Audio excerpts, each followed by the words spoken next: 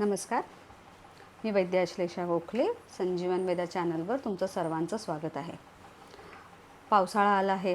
सर्वांनाच पावसामध्ये भिजायला फार आवडतं किंवा आपण बऱ्याचदा बाहेर जात असतो तर पावसात बऱ्याचदा भिजत असतो किंवा आपण पाण्यात काम करत असतो, त्यामुळे आपले पाय सतत ओले राहत असतात किंवा चिखलातून चालून आल्यानंतर चिखलाचा संबंध, पाण्याचा संबंध या सगळ्या गोष्टींमुळे काही वेळेला आपल्या पायांच्या बोटांमध्ये फंगल इन्फेक्शन होत असतं, ज्याला चिखल्या असं म्हटलं जातं किंवा ॲथलेट्स फूट असं म्हटलं जातं.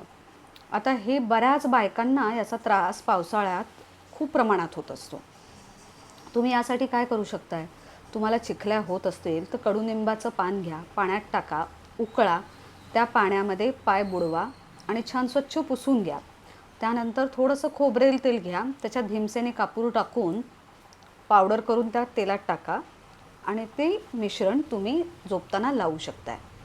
या सर्व गोष्टींसाठी, चिखल्या होऊ नये किंवा फंगल इन्फेक्शन्स होऊ नये, या सर्व गोष्टींसाठी सर्वात महत्त्वाची गोष्ट म्हणजे तुमचे पाय कोरडे राहायला पाहिजे.